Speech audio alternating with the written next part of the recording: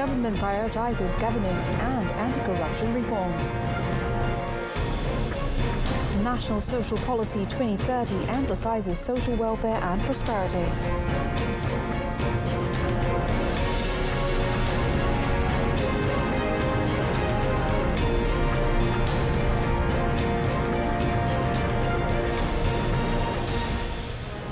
Good evening and Salam Malaysia Madani. I am Olivia Nicholas and you're watching Malaysia Tonight. The Madani government remains resolute in prioritising the governance reform. Prime Minister Dato Sri Anwar Ibrahim said this alongside initiatives focused on integrity and anti-corruption will help the government to chart a better future for the nation. Dato Sri Anwar conveyed this commitment during a meeting with members of the Special Select Committee on Governance, Integrity and Anti-Corruption in the Senate at his office in Putrajaya today. In his Facebook post, the Premier said various issues have been discussed to advance the reform agenda. This includes conducting engagement sessions and proposing improvement recommendations to ensure comprehensive reform of institutions. The newly launched National Social Policy 2030 is proof of the government's commitment to building a more prosperous, inclusive and progressive nation. Deputy Prime Minister Dato Sri Dr. Ahmad Zaid Hamidi said the policy will set the country's social direction as well as identify and resolve social issues holistically. Explaining further, he said the national social policy is the result of close cooperation among various parties, including ministries, government agencies, the private sector and the community. Dalam usaha mengejar pertumbuhan ekonomi, kita perlu melabur dalam kesejahteraan sosial melalui dasar yang menggalakkan peluang ekonomi dan memastikan pengakhiran sumber yang adil serta akses kepada pendidikan, penjagaan kesihatan dan perkhidmatan sosial. The Deputy Premier explained that the country needed a more comprehensive and inclusive social policy to drive the socio-economic development agenda. He also stressed that the National Social Policy 2030 is in line with the needs to create a balance between the country's economic development and social development. Agriculture and Food Security Minister Datuk Sri Muhammad Sabu has given the assurance that there is currently sufficient rice supply in the market to meet the population's needs. He noted that as of this month, the total rice stock, including reserves, stands at 1.1 million metric tons, which is projected to last for 5 to 6 months. Itu KPKM giat melaksanakan pelbagai inisiatif bagi memastikan ketersediaan dan kecukupan bekalan makanan khusus untuk komuniti terpilih. Di antaranya kita cuba pergi kepada ini kalau segera dia bergantung pada import, kena jangka pendek jangka panjang kepada smart farming bagi memenuhi keperluan bekalan beras. Negara sumber yang telah dikenal pasti ialah Thailand, Vietnam, India, Pakistan dan Myanmar. Kerjasama ini akan kita teruskan dan bila disebut di sini bila berlaku emergency, jangka panjang dan jangka pendek diteruskan. Dato Sri Muhammad Sabu said the ministry is also exploring potential areas in Sabah and Sarawak to be developed as National Jelapang Padi or Rice Bowl area, aiming to boost the country's rice production. He noted that this initiative is crucial due to the increasing demand for the country's staple food. The presence of maritime assets on the China's maritime border in the South China Sea primarily involved its Coast Guard, not its naval warships. Deputy Defence Minister Adli Zahari said that based on threat assessments carried out by relevant agencies, the country's waters remain free and open to the maritime community. Kehadiran aset-aset maritim China di Laut Cina Selatan adalah lebih kepada pasukan pengawal pantai China, China Coast Guard dan bukannya kapal perang tentera laut China. Perkara ini adalah selaras dengan pendekatan Grey Zone strategi dengan izin yang sedang dilaksanakan oleh China di Laut Cina Selatan. Walaupun kehadiran kapal China di perairan negara mencetuskan polemik Namun sehingga hari ini mereka tidak melakukan sebarang tindakan agresif seperti yang berlaku kepada negara lain. However, Adli noted that the Defence Ministry is committed to protecting Malaysia's sovereignty, aside from ensuring the country's military assets' preparedness to face any potential threats, particularly in the South China Sea.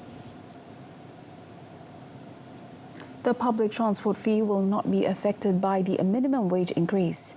Transport Minister Anthony Loke said transportation sector is already generating high income and should not be directly affected by the increase of minimum wage.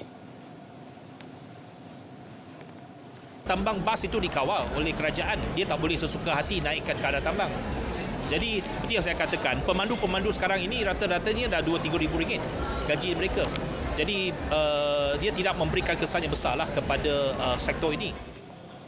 Loke said this during the International Civil Aviation Negotiation 2024 in Petaling Jaya, Selangor.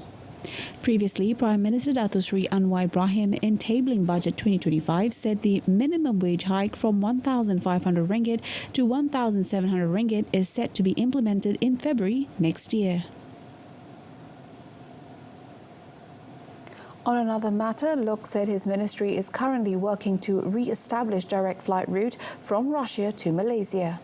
The minister said it will make it easier for people from both countries to travel, stimulating the economy and boost the tourism sector. Memang kita ada perbincangan dan sudah tentu kita juga mengambil peluang pada mesyuarat kali ini untuk berbincang dengan pihak Rusia. Kita mengalung-alungkan sekiranya ada syarikat penerbangan daripada Rusia yang ingin terbang ke Kuala Lumpur, kerana sebelum ini memang pernah ada dulu, dan kita harap dapat mengembalikan konektiviti antara Rusia dengan Malaysia. He added, as Malaysia already has an air service agreement with Russia, there would be no issue in reintroducing the route. Currently, only transit flights via China are available to connect the two countries. Meanwhile, the Transport Minister said the demand for air transport is expected to increase by an average of 4.3% annually over the next 20 years due to a rebound in the airline industry. Loke said this will create 15.5 million job opportunities and contribute $1.5 trillion to the global gross domestic product by 2036. We are anticipated to see a year-on-year increase of 10.4% in total passenger numbers globally for this year. Here in Malaysia, we have seen similar growth.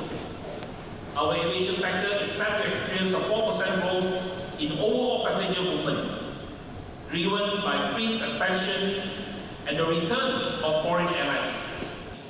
Loke said in August this year, 8.7 million passengers were recorded, an increase of 12.7% compared to the same period of last year.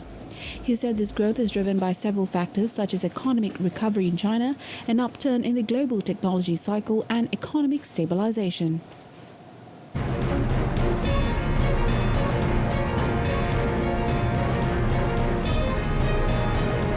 Still ahead in our business segment, Malaysia's economy expands 5.3% in third quarter of this year.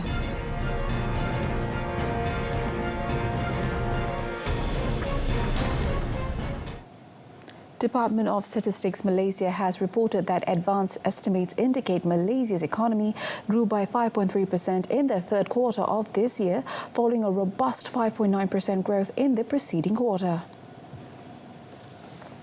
In its release of advanced gross domestic product estimates today, the department noted that GDP increased by 5.1% for the period from January to September, compared to 3.8% in the same period last year.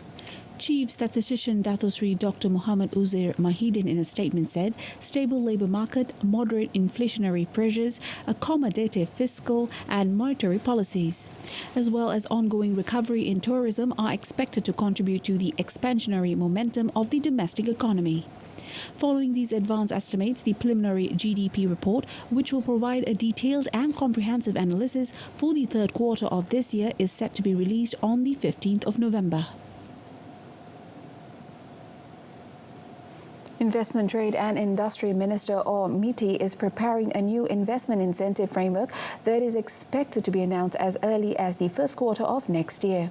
Its Minister Tengku Dato Sri Zafrul Tengku Abdul Aziz mentioned that the framework was announced by Prime Minister Dato Sri Anwar Ibrahim during the presentation of Budget 2025 last week. Ya, so dari segi new incentive framework ni yang insyaAllah akan diperincikan. Kerja sebenarnya dah bermula. Tahun ini dah bermula dan kita nak mengumumkan pada tahun depan dan kita pun nak akan membentang dia punya details dalam Majlis Pelaburan Negara yang terdekat ini insyaAllah pada bulan 12 ini. The new investment incentive is aimed at tackling the implementation of the global minimum tax set to be introduced next year. The global minimum tax is part of an international initiative establishing a minimum corporate tax rate of 15% for large companies worldwide. Adding to that, Tengku Dato Sri Zafrul emphasised his commitment to enhancing his ministry's productivity to ensure Malaysia remains an investor and trade-friendly nation. The 2025 budget establishes a progressive framework for promoting sustainable economic growth, addressing inequality and driving innovation. Chief Executive of the Northern Corridor Implementation Authority NCIA, Muhammad Haris Kadir Sultan, stated that the budget's emphasis on critical sectors like technology, green energy and infrastructure aligns with the Northern Corridor Economic Region NCER Strategic Development Plan 2024 to 2030. These plans aim to establish NCER as a leader in high-value industries, particularly in semiconductors, energy and agrotech. He emphasized that NCIA, as a key facilitator of investment and developer of a comprehensive business ecosystem, is encouraged by the budget's strong focus on talent development. Additionally, NCIA welcomes the new investment incentive framework, which emphasizes high-value activities and economic spillovers. The establishment of economic clusters tailored to each state's unique value propositions, such as renewable energy in Perlis and Sabah and specialized chemical industries in Pahang and Terengganu, is expected to promote further regional growth. The budget's commitment to regional equity and the fair distribution of economic benefits across NCER states aligns closely with NCIA's mission to uplift communities throughout the northern region. Budget 2025 shows that the federal government is serious about enhancing the field of research and development R&D as well as the development of science and technology in the country. Science, Technology and Innovation Minister Chang Lee Kang said the R&D funds had been raised to 600 million ringgit compared with 510 million ringgit previously under the Ministry of Higher Education and the Ministry of Science, Technology and Innovation. This is good evidence that government is very serious in investing into R&D projects. So I think this is something positive that we can notice. Besides that, everything is okay because looking at the economic situation now, if government is not serious in R&D, government wouldn't have invested more into R&D. I say this is a positive development. The ministry previously proposed an increase in allocation for research and development under the budget in order to achieve its target ranking in the top 30 in the Global Innovation Index by 2025. Malaysia moved up 3 places this year to be ranked 33 after remaining at rank 36 for 3 consecutive years from 2021 to 2023. The expanded Sales and Services Tax or SST aligns with the need to broaden the country's tax base. Farah Rosli, tax leader at Ernst & Young Consultants Sindrian Berhad, said that this progressive move will generate additional revenue for the government, backed by the introduction of several new taxes. Elaborating further on the matter, she said the implementation of carbon taxes on the steel, iron and energy industries by 2026 aligns with actions taken by several important regional countries toward a low-carbon economy. Meanwhile, the gradual increase in excise duty on sugary drinks starting on the 1st of January next year is set to improve the health and well-being of the people. Ini adalah mungkin langkah-langkah untuk menggalakkan rakyat supaya mengamalkan pemakanan sihat mungkin, tapi tidak mengejutkan kerana banyak negara-negara lain ada memperkenalkan cukai-cukai seumpama ini. Kadarnya tu mungkin akan menyebabkan sedikit kenaikan harga untuk minuman-minuman ini, jadi mungkin akan menambahkan pendapatan untuk cukai untuk negara lah. The 2025 budget proposes that the excise duty on sugary drink products be phased in starting on the 1st of January at a rate of 40 cents per litre. The new minimum wage scheduled to take effect in February next year is expected to create a win-win situation for both the employers and workers. Financial Faiz founder Faiz Azmi opined that the measure will boost the number of skilled workers in line with the higher pay and income. At the same time, he said workers need to ensure that they deserve the increment by increasing their efficiency and contribute to the organisation's productivity. Dua-dua pihak perlu sedia untuk upskillkan diri. Contohnya, syarikat kena beli mesin yang lebih baik dan pekerja pun perlu upskillkan diri untuk menggunakan alatan tersebut. Tak boleh lagi kita menganggap kita ni sebagai buruh kasar semata-mata dan diberikan gaji yang paling rendah serendah-rendah yang. Faiz explained that the announcement on minimum wage was in line with the government's aspiration of producing more high-skilled workers and improve the people's living standard. During the Budget 2025 tabling on the 18th of October, Prime Minister Dato Sri Anwar Ibrahim confirmed that the government has agreed to raise the minimum wage from 1,500 ringgit to 1,700 ringgit per month.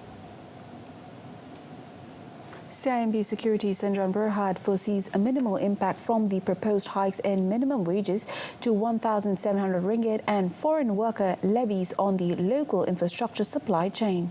The brokerage firm's analysts anticipate that contractors and suppliers of building materials will mitigate any resulting increases in logistics and transportation costs by adjusting their contract prices.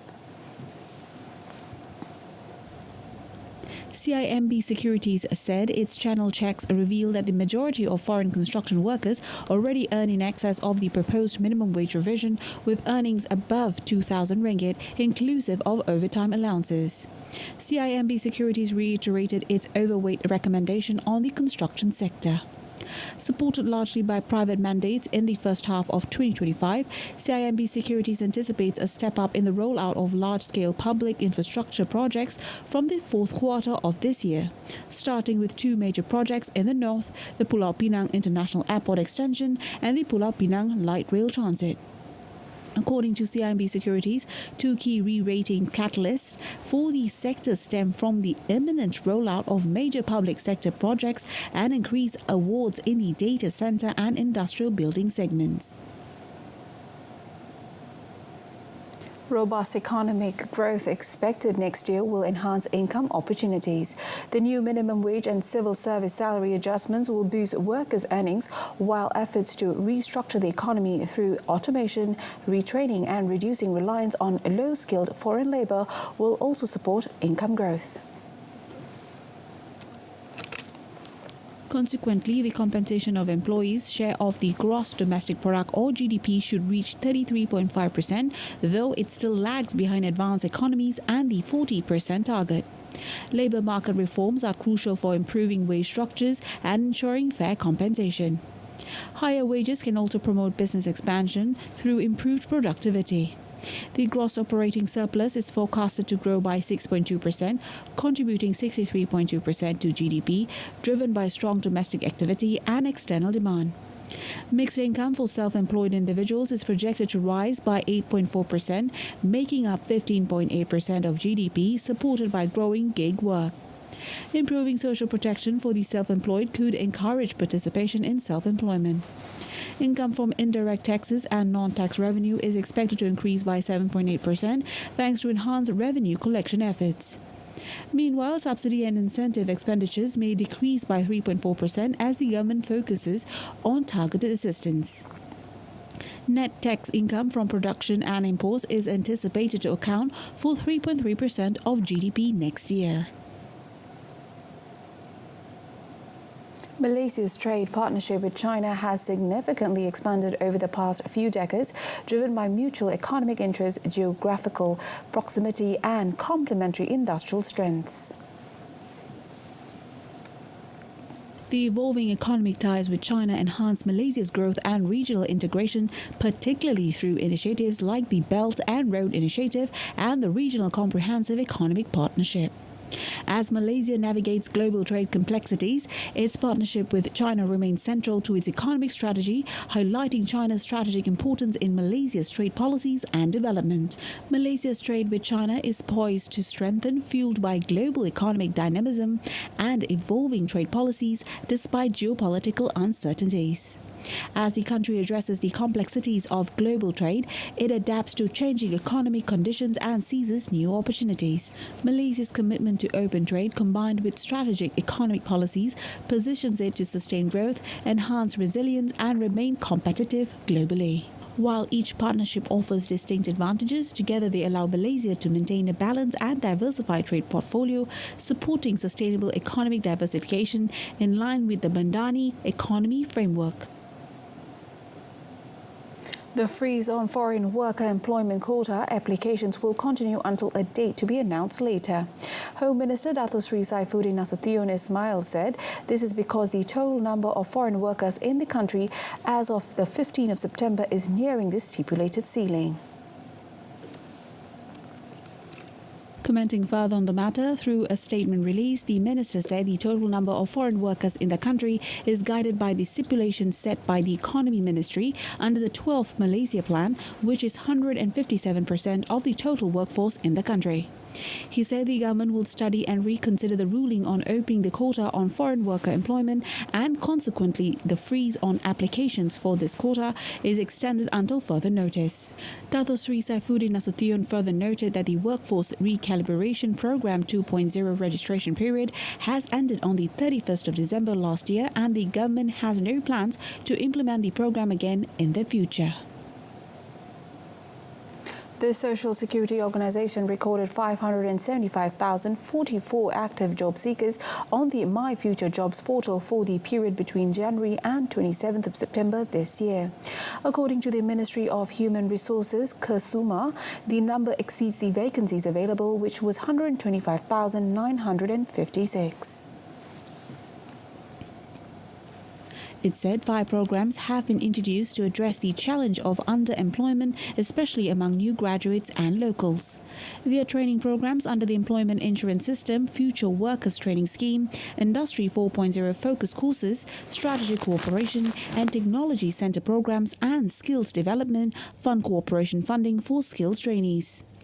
Under the Employment Insurance System, KESUMA said it provides opportunities for job seekers to improve their skills through digital and security training, while the Future Workers Training Program has benefited 1,617 graduates and unemployed individuals who receive training in critical skills. According to KESUMA, a total of 17,899 participants have been trained under the Industry 4.0 focus course carried out under the supervision of HRD Corp, which aims to equip the workforce with the skills needed for the present and the future.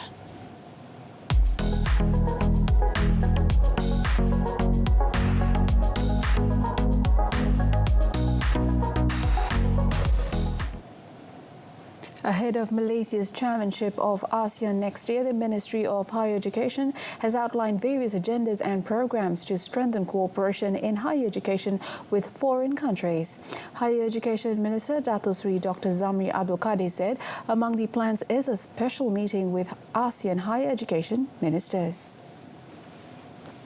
Dato Sri Dr. Zamri said previous discussions in ASEAN meetings have predominantly focused on general education matters through the Southeast Asian Ministers of Education Organization. He said many ASEAN nations have adopted Malaysia's proposal to dedicate discussions specifically to higher education within ASEAN.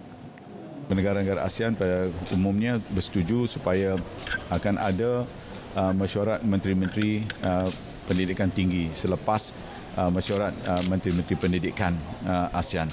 Jadi Yang Amat Berhormat Perdana Menteri telah meminta supaya kita aturkan program itu supaya ada mesyuarat khas yang berkaitan dengan pendidikan tinggi juga melibatkan menteri-menteri daripada negara ASEAN pada tahun hadapan. He also emphasized the importance of involving every higher education institution in the country to successfully implement the ASEAN Chairmanship agenda comprehensively. As Malaysia prepares for its ASEAN Chairmanship, its proactive engagement in regional cooperation and its commitment to BRICS will likely pave the way for enhanced economic growth and collaboration. Director of the Institute of Asian and African Countries at Moscow State University, Alexei Maslov, shared insights during an interview with the Viori news agency, stating that the underscores Malaysia's strategic advantage as it navigates its role in both ASEAN and BRICS. Малайзия один из крупнейших поставщиков продуктов питания, крупный поставщик сырой нефти. Малайзия довольно активно работает на рынках Китая и некоторых других сопредельных стран. И в этом смысле расширение деятельности Малайзии в рамках объединения БРИКС прежде всего открывает для нее колоссальные рынки. Плюс к этому Малайзия действительно озабочена проблемами противодействия терроризму, сепаратизму. И это тоже одна из тем, в которых работает БРИКС. Еще одна очень важная тема для Малайзии – это различные образовательные программы и инвестиционное сотрудничество и трансфер технологий. Additionally, Maslov noted in anticipation of its leadership role, Malaysia is actively engaging with various regional stakeholders to bolster economic cooperation and address key challenges. The country's participation in the BRICS alliance is seen as a crucial step in this direction, enabling Malaysia to tap into new markets and opportunities. This involvement not only strengthens Malaysia's economic position but also enhances its diplomatic relations within the region. Newly inaugurated Indonesian President Prabowo Subianto swore in his new cabinet, which includes key members of his predecessor's team, and suggests he will continue his main policies. Prabowo had promised during the campaign to continue many of his predecessor Joko Widodo's policies and picked Widodo's eldest son, Gibran Rakabuming Raka, as his running mate. The new cabinet of 48 ministers includes a mix of Prabowo loyalists and reappointments from the administration of Widodo, more popularly known as Jokowi. Rosan Prakasa Roislani returned as Investment Minister and Bahlil Lahadalia as Energy Minister. Minister of State-Owned Enterprises Eric Thohir also kept his portfolio, as did Finance Minister Sri Mulyani Indrawati. Other members of the cabinet are seen as close allies of the new president, such as Defence Minister Safri Samsudin. Prabowo has pledged to boost Indonesia's economy from 5 to 8% growth and is committed to Jakarta's non-aligned foreign policy, but has signaled that he will be bolder on the world stage. That concludes this evening's Malaysia Tonight. In our top story, government prioritises governance and anti-corruption reforms. Do tune in to World Today, coming up tomorrow at 12:30 p.m. on TV2. From the river to the sea, Palestine will be free. I'm Olivia Nicholas. Thank you for watching and have a fantastic night.